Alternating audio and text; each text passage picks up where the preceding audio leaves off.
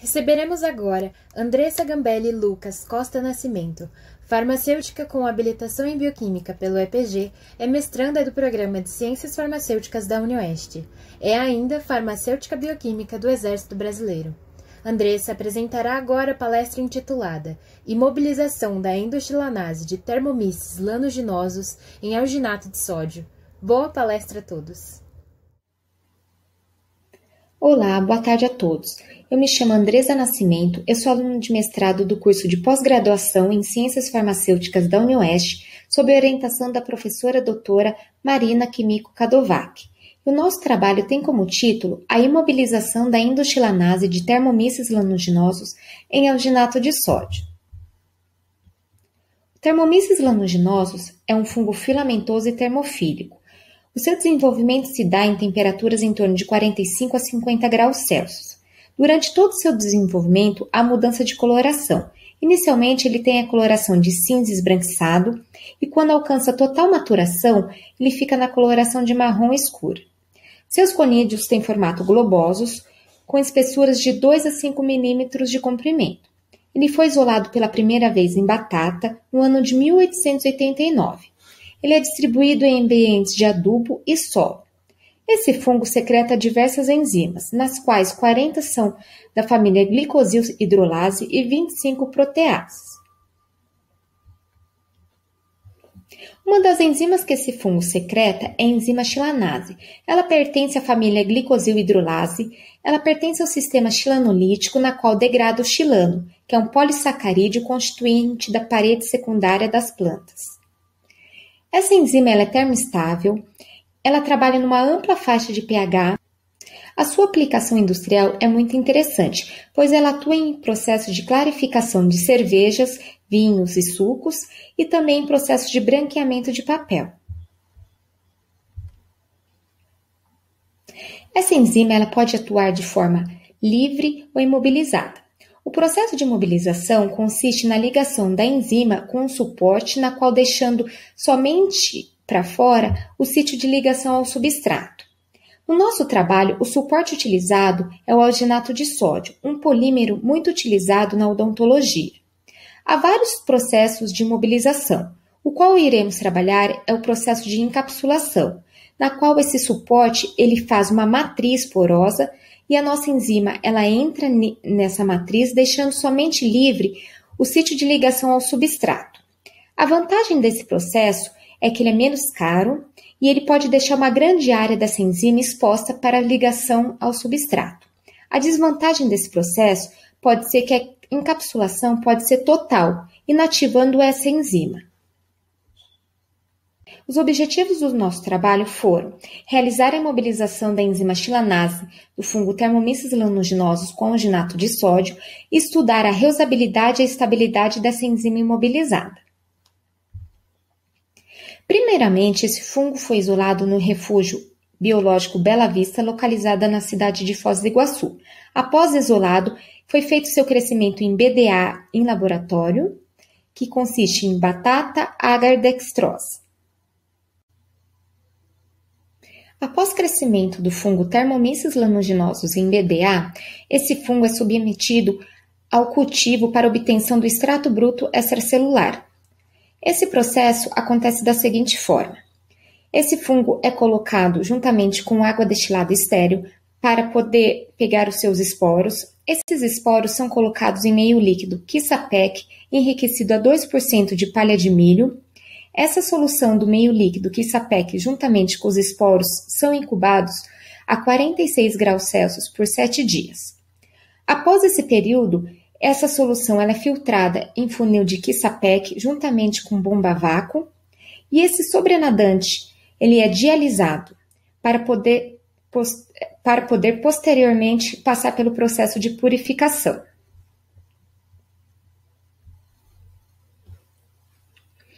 O processo de purificação enzimática acontece da seguinte...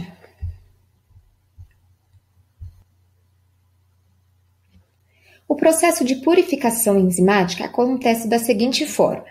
O extrato bruto ele é passado por uma coluna na qual tem uma resina. Esse extrato bruto ele se liga à resina para que seja passado um eluente para que todas as outras proteínas que não se ligam à resina passe, para no final passar somente a nossa enzima pura. O método que a gente utilizou foi a coluna DAE-Cefadex, G75, e o processo ocorreu da seguinte forma. Primeiramente, nós colocamos um volume certo da nossa enzima.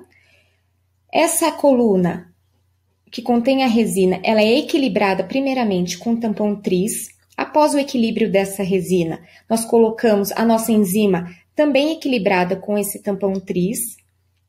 A nossa enzima, ela gruda a essa resina. Após grudar, nós colocamos uma solução de lavagem, que é também constituída do tampão tris, 20 milimolar. Após isso, nós fomos colocando tubo a tubo de gradiente de sal, que é o NaCl, nas concentrações de 50 milimolar a 1 molar.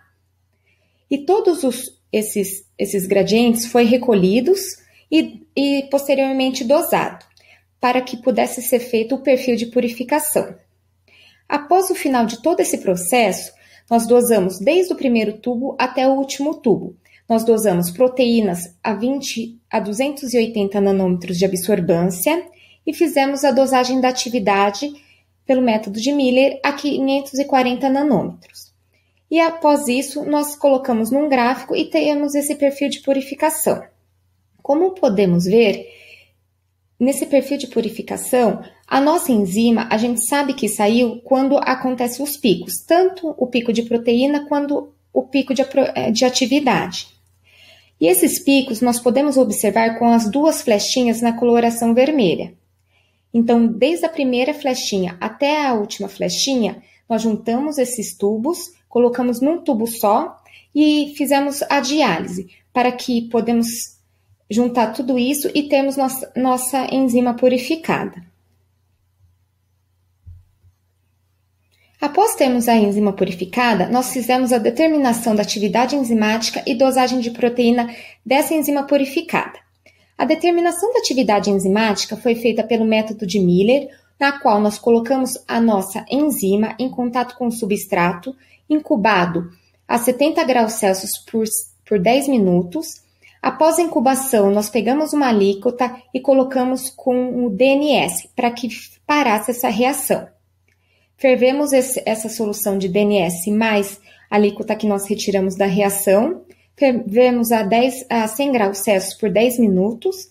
E após fervura, deixamos esfriar, colocamos água para fazer a leitura em 540 nanômetros, em espectrofotômetro. A determinação da dosagem de proteína foi feita pelo método de Bradford. Pegamos 100 microlitros da enzima purificada com 1 ml de Bradford. Agitamos, deixamos descansar por 5 minutos e após esse período fizemos a leitura em espectrofotômetro em 595 nanômetros. Após a determinação da atividade enzimática e a dosagem de proteínas, conseguimos obter a unidade de enzima por miligrama para ser aplicada na imobilização. Após a determinação da atividade enzimática e dosagem de proteína, conseguimos achar a unidade dessa enzima a ser aplicada ao suporte de alginato de sódio, para podermos realizar o método de imobilização. O método de imobilização enzimática consistiu em fazermos uma solução 1:1 de alginato de sódio mais a enzima purificada. Essa solução foi gotejada em solução de cloreto de cálcio em lenta agitação magnética. Após total gotejamento dessa solução de alginato com a enzima, foi deixado em 5 minutos nessa agitação lenta e após isso 5 minutos em repouso. Depois de todo esse processo, obtivemos nossas esferas chamadas bits. Após as bits formadas, fizemos 2 testes, o teste de reusabilidade e o teste de estabilidade térmica dessa enzima imobilizada. O teste de reusabilidade consiste na verificação de quantos ciclos que essa enzima imobilizada pode atuar sem perder sua atividade enzimática. Já a estabilidade térmica, nós podemos verificar qual que é a temperatura melhor que ela permanece estável com uma atividade enzimática boa. O processo de reusabilidade se deu da seguinte forma. Formamos todas as bits, ela foi colocada com seu substrato, que é o xilano, incubada a 70 graus por 10 minutos em banho-maria. Após essa incubação, foi tirada uma alíquota e colocada em DNS para parar essa reação. Essa solução com DNS foi fervida a 100 graus Celsius por 10 minutos. Após ferver, foi retirado para esfriar e colocado água para fazer a leitura em espectrofotômetro numa absorbância de 540 nanômetros.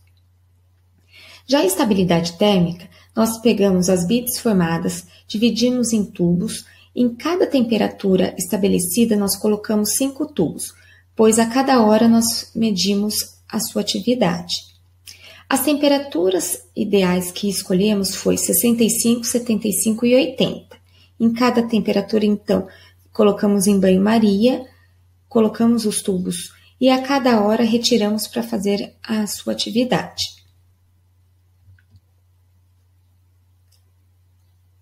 Portanto, os resultados obtidos quanto à reusabilidade foi o seguinte, conforme demonstrado nesse gráfico.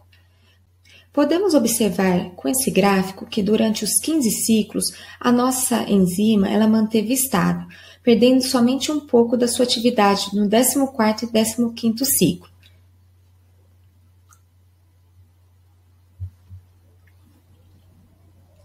Já com o teste de estabilidade térmica, pudemos verificar com um gráfico que a temperatura de 65 graus ela se manteve mais estável, perdendo somente 40% da sua atividade residual. Já na temperatura 75 graus, pudemos observar após 5 horas que ela perdeu 60% de sua atividade. Já a temperatura de 80 graus Celsius, nós podemos verificar que já na primeira hora ela sai de 100% da atividade residual para 60%, diminuindo um pouco mais na segunda hora e mantendo-se estável até a quinta hora.